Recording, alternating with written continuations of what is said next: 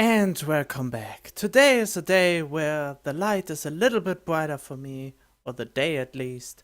And finally, after such a long time, I'm continue this now.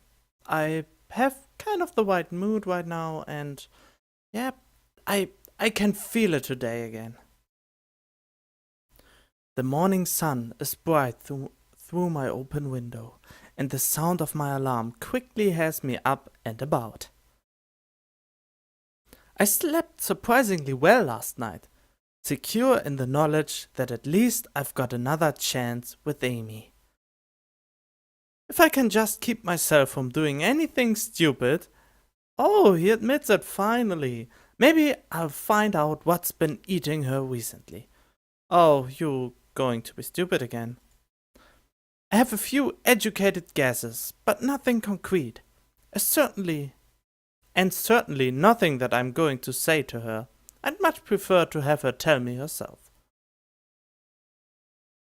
Amy's waiting for me, as promised, looking a little haggard, but otherwise bright and cheerful, much more so than any previous day this week. Isao, you're late! I wave my hand dismissively. Nonsense, you're just early. Amy grins back, and it feels like we are finally back where we should be with one another.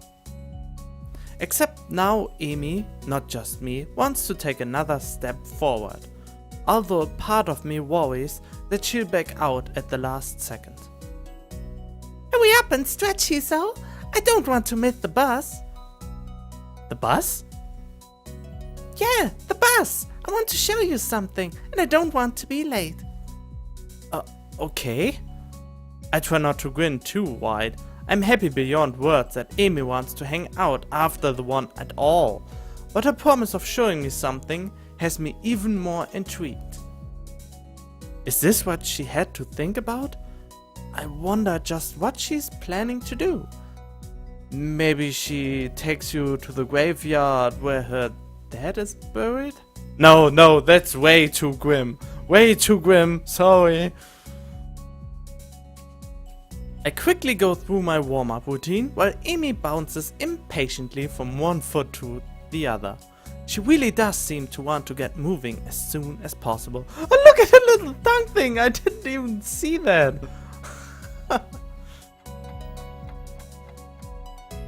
The one is over so quickly, I can barely believe that I haven't fallen over dead afterwards.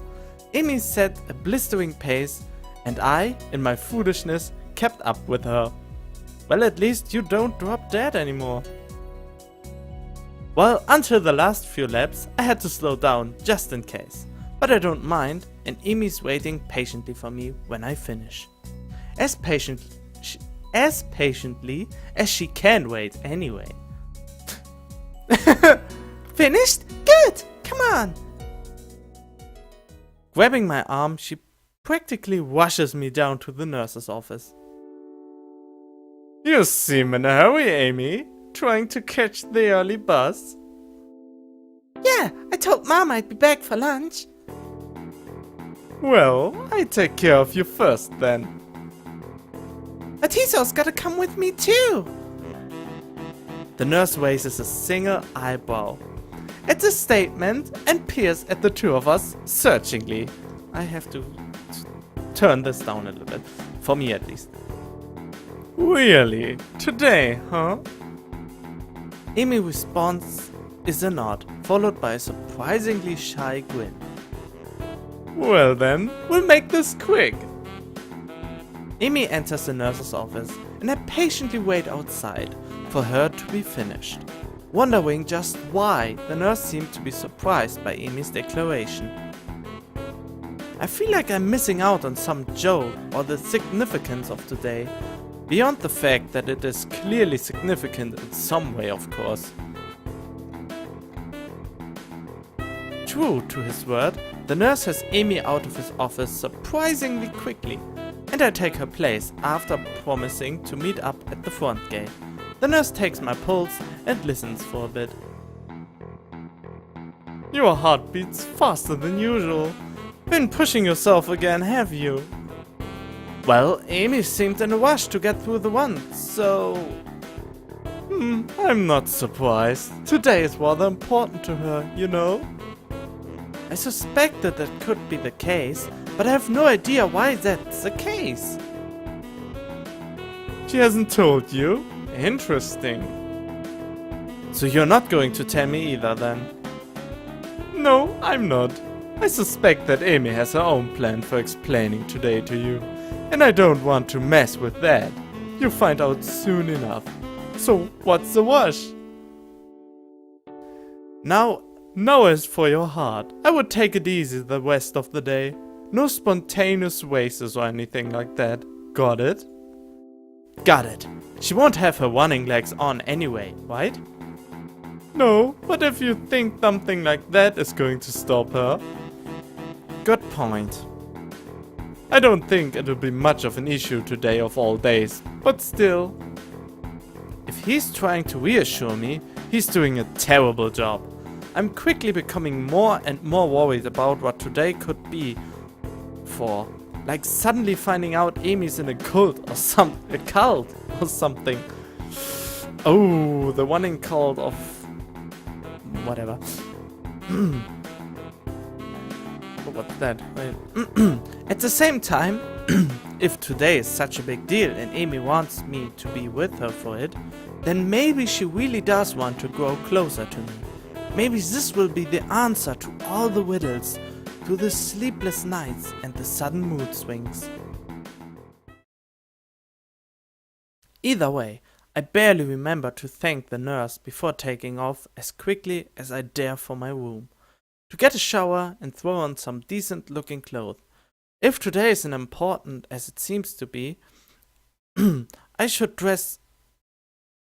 Sorry, there's something on the other window that keeps popping up for no apparent reason, but I try to fix that. Either way, I barely remember to thank the nurse before quickly as there from my room to get a shower and throw on some decent looking clothes. If today is important as it seems to be, I should dress up appropriately. Yeah, I read that about 3 times by now. Amy, of course, proves me wrong as soon as I reach the front gate wearing her usual shirt and shorts. So at least I know it's not a terribly formal affair, whatever it is. You're early, Hiso. Not as early as you. Eager, are we? Amy cheekily pokes out her tongue. Well, I can see her tongue. The bus stop isn't very crowded at this hour, which seems to please Amy, and we end up relaxing a little as we wait. Wait, isn't school today, or is it kind Saturday or Sunday? We sit in silence for a while, but I can tell that Amy's trying to work herself up to say something. I don't have anything to say myself, so I sit waiting for her to talk. It doesn't take too long. So, I'm sure you're curious as to why the nurse thought it was so weird for me to be bringing you along today. I was a bit, yes, but if you're not ready to tell me... Amy stops my sentence by placing a finger on my lips. Okay. Don't tempt me, Hiso. I want to tell you this, but I'm just uncertain as to how to go about it. I don't want to keep delaying or deferring. I just want to be able to say it. So say it, Hiso. Don't be a jerk. You know, that's not going to be that easy for me, Hiso. So treat it like running. Warm up to it with something small and easy and go from there. But don't do it too fast, okay? I'm a patient man. I can wait for you to get to it. Amy seems to consider my words, weighing them against what is probably a desire to get it over with. I will admit, as much as I keep telling Amy to take her time, I wouldn't mind her getting it over with either. Yeah, first rushing the subject and now playing it cool? You really have to make up your mind.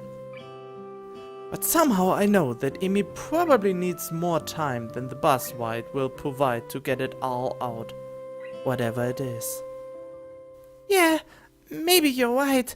The bus stop probably isn't the best place for this anyway. But just to make sure that I don't go back on my word, I at least say this. She takes a deep breath, lets it out, and after a moment says in a low voice, "We are going to see my dad today." Oh God, I was right?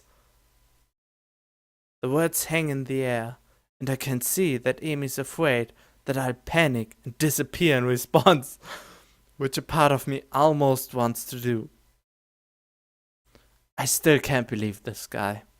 But it would be stupid of me to back out, or to suddenly abandon the promise I made to be there for Amy when she needs me. So we actually go for the graveyard, aren't we? The nurse thought it was so weird of her to bring me along. She doesn't bring anyone along, or at least I'm willing to be that she hasn't before today. The day seems to take on an even greater significance. What has it taken Amy to even get this far? Maybe because first you were a little stoop, then you got really nice and cutesy and have an incredible epic speech about being for her and getting all out what you had under your head and stuff like that, and maybe that convinced her that you are the man for it. Ah.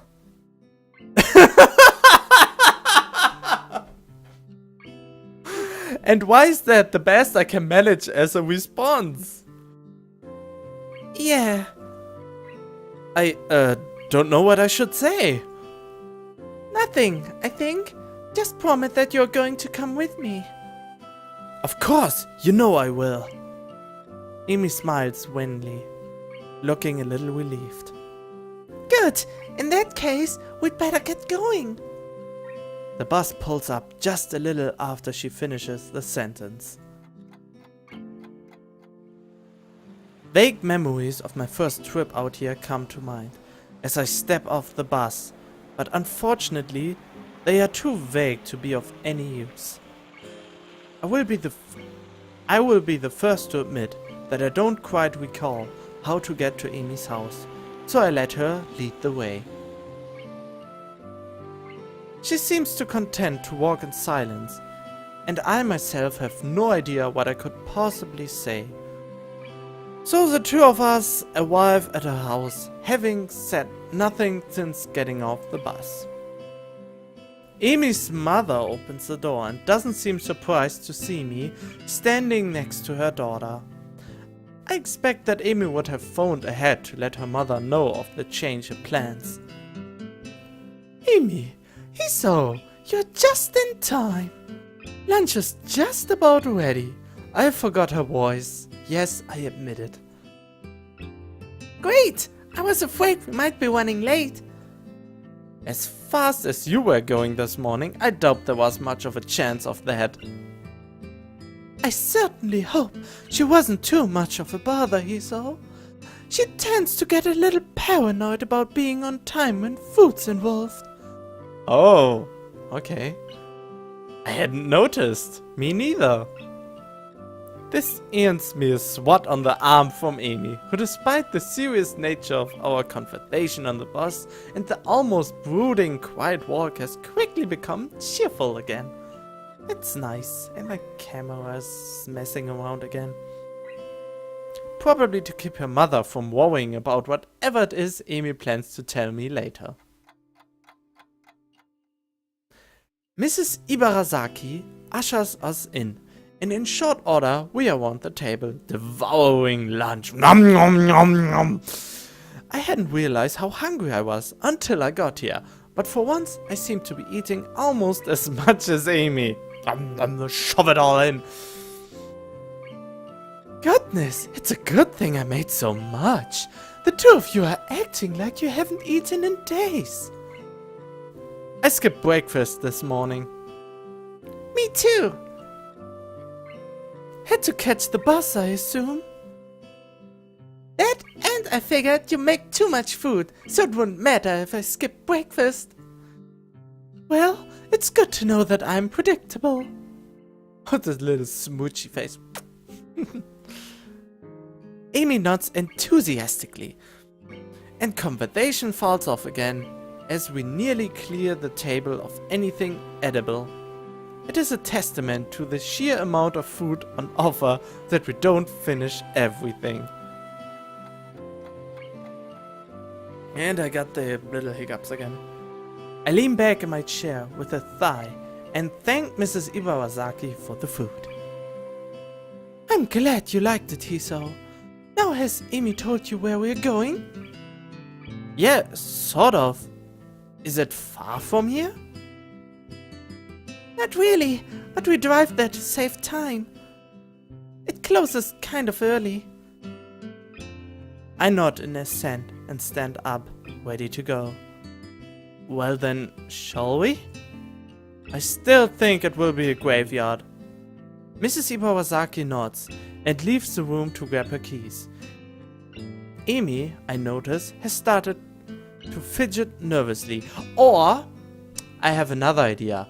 Maybe, at the car accident, he hit his head so hard that he is suffering from amnesia, or he's kind of crippled and bound to a chair and can't move anymore. That's another thought I have. It come just up this a few seconds ago. Second thoughts? Amy smiles tightly at me and shrugs. She's fallen silent again, which probably means that I'm right, and she's starting to regret bringing me along. Not that I blame her, she's done such a good job of shutting me out that I doubt it's easy to suddenly open up. Honestly, I'm worried that she's forcing it. But she said while waiting for the bus that I'm not supposed to give her a chance to back out. And since I promised to go with her anyway, I suppose there's not much of a choice. I can't go back on my promise, and she can't go back on hers. I just hope the both of us are up to it. We're off! Amy's mother blows through the dining room, collects the two of us, and heads out the door at a brisk pace. Now I know where her daughter gets it from. Oh, and if the daughter grows up and everything, will the rest of it grow too?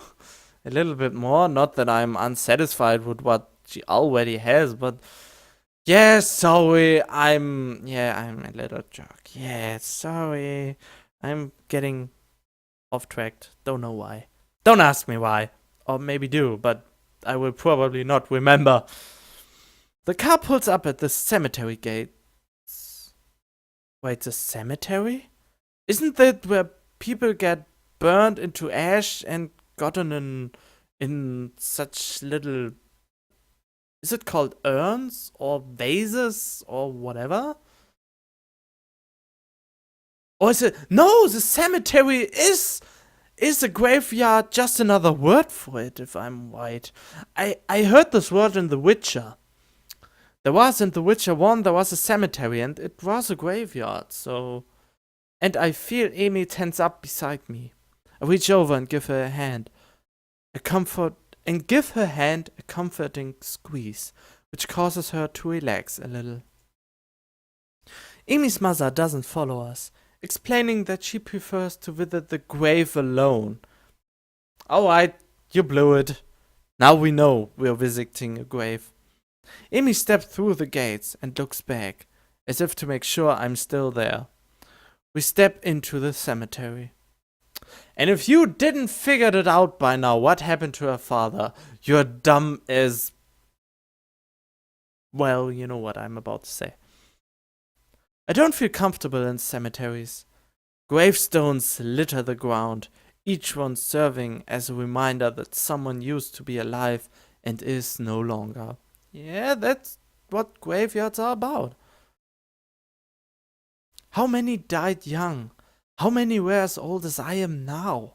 When do I wind up with a marker of my own? How much longer do I have left? Questions I'm asking myself too. The concept of not waking up, not seeing Amy anymore, is not a happy one. It frightens me. and I very nearly turn around and exit right then and there. Well, waking up not having anyone around me is a more terrifying thought to me anyway. I don't want to go among dead people. I don't want to see their stones and think about who they were or what they could have been if they'd only had more time. Then I look at the girl next to me, and my resolve returns. Amy striding purposefully down the path, eyes clear, setting a pace that's very nearly a jog. The sooner we get there, I suspect she thinks, the better. We're here! Yep. Told you from the very beginning. Mrs. Iwasaki said that the father is not along anymore. I figured he's dead, he died at the car accident, and now he's here. A gravestone. Holy... W-H-O-L-L-Y. Holy? Holy? Unremarkable in everything, except for the name etched up on it. The grass has grown up around the base. Amy's eyes are riveted to the stone. After a few moments, she turns around, looking surprisingly calm, yet Solomon. Wait, there's a Yu-Gi-Oh card, Solomon Judgment. Oh, that's what Solomon means. Pink's not actually my favorite color, you know? What? I'm warming up to it. Oh! No, that's not what you are supposed to laugh about. Ah. People tend to think that pink's my favorite color. I think it's because I like strawberries. And even though those are red, they just assume that pink's the right color for strawberries. Strawberries are red, aren't they?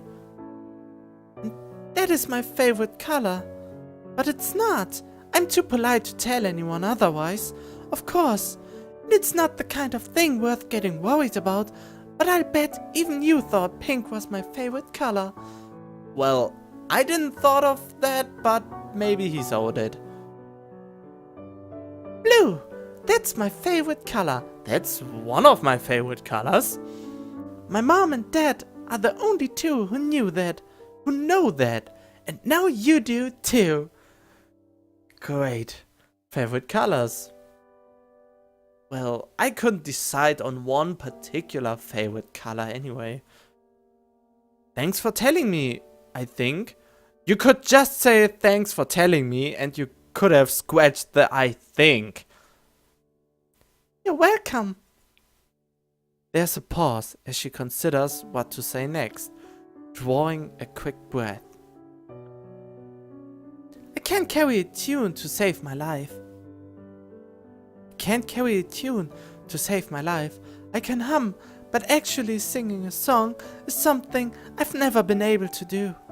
I don't mind, because I'm not a fan of karaoke anyway. I never actually did karaoke in a real way. Maybe on my fan-up channel I had way back, and I kinda relived it on another channel, but there are no karaoke up yet, except for one. But this weekend I hopefully can participate in the karaoke contest. The only problem is I most likely don't know the German openings of all the anime stuff anymore. But yeah. Sorry, I get sidetracked. Well, that's one potential date idea out the window. People all think that I'm really popular and friendly person, but I only have a few close friends. Probably because I keep everyone in the dark. But I think it's also because I hate the idea of losing a close friend. Oh, that's deep. There aren't many people worth the risk. I'm terrible at saying goodbye.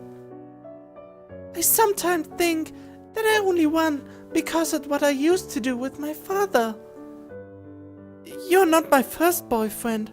I dated a guy for a long while during my second year at Yamaku, but in the end, we broke up because I didn't want to get closer to him.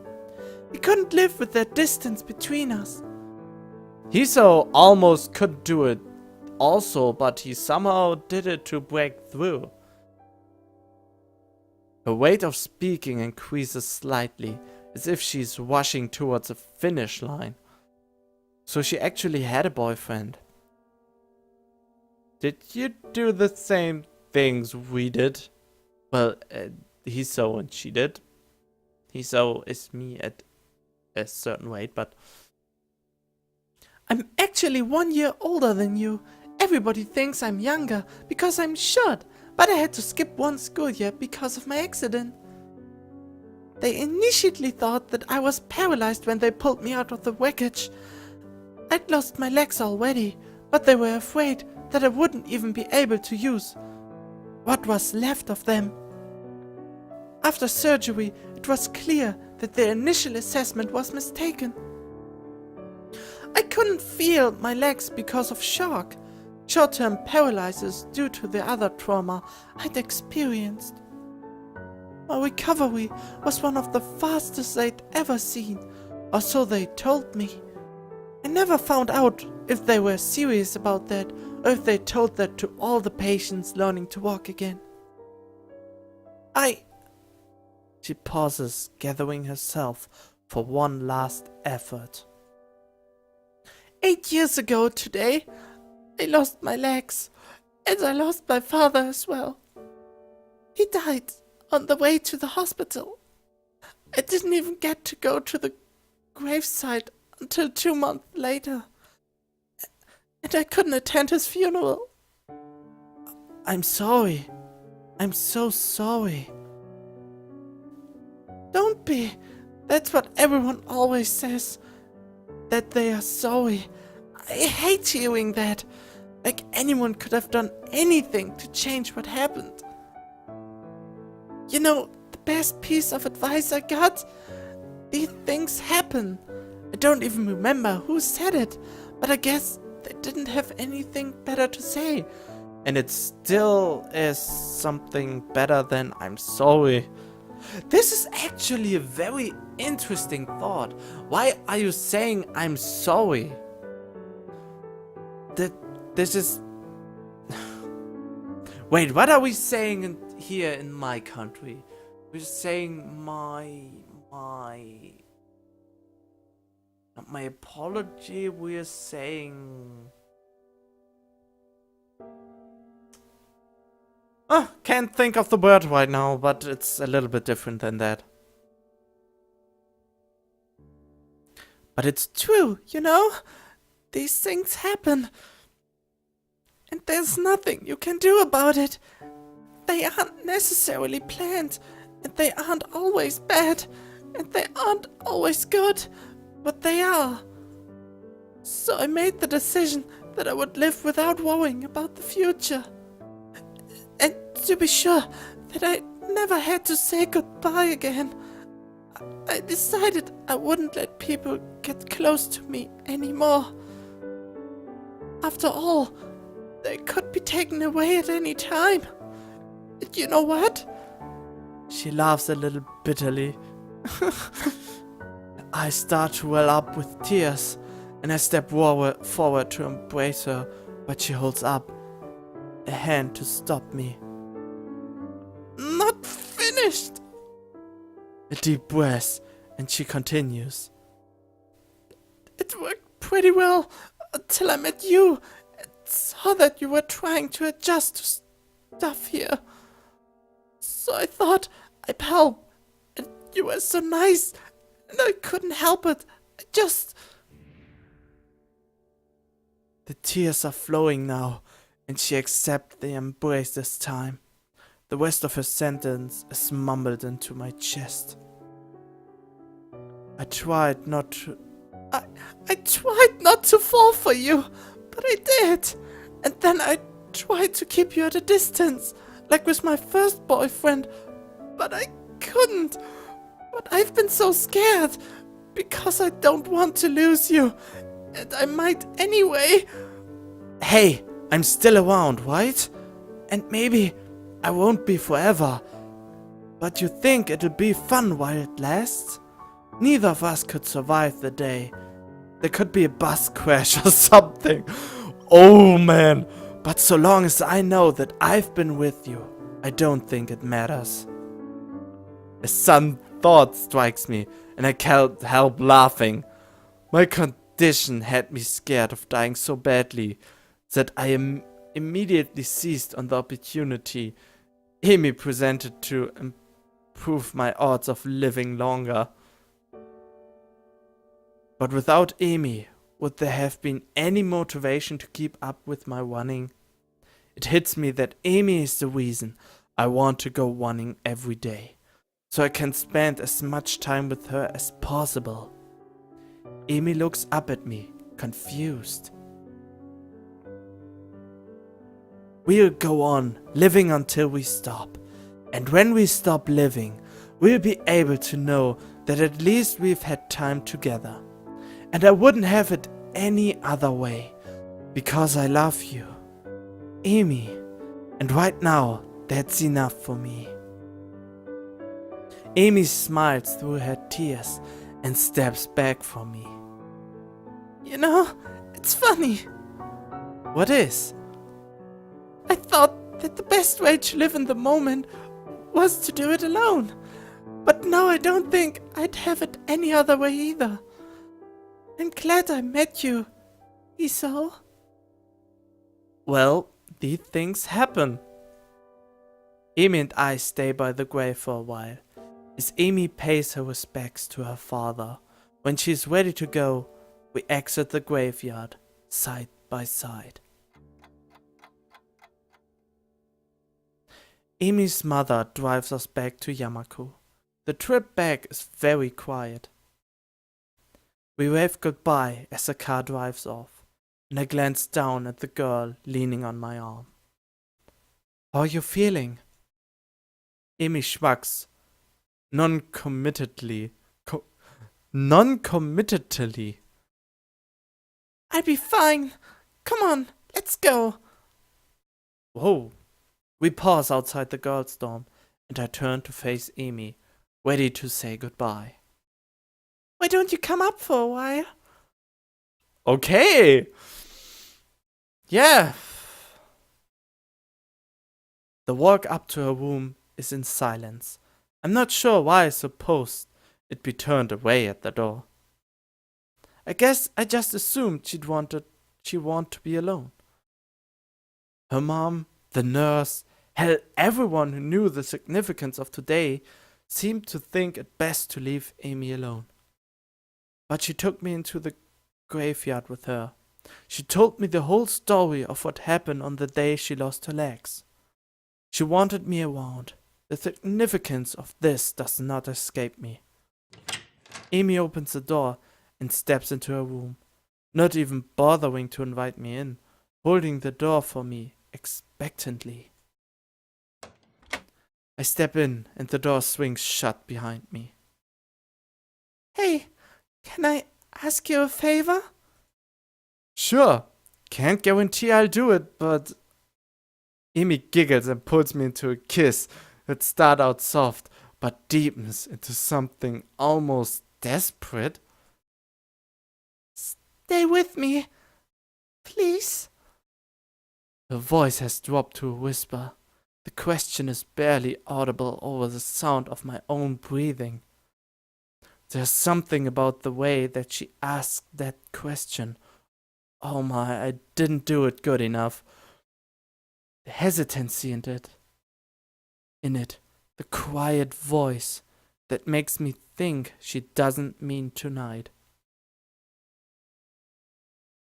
Wait, what? No, she means it exactly what she said. Stay with me, not tonight or forever, because both of us know there's no such thing as forever. There's no time limit to her request. There's just the request. Oh, this is a really good line. Stay with me. We don't know what forever will be. Or this is good. This is really good. I'm really digging that. I should adapt it into my own thing. Just translate it into my own language. Would be like this. Bleib bei mir. I think that's what stay with me means. Or or it's like this in Germany. In German, not Germany. Germany is a country. German is a language. Stay with me could also mean. Wait, I have to think about it. Stay with me also could mean. Bleib an meiner Seite.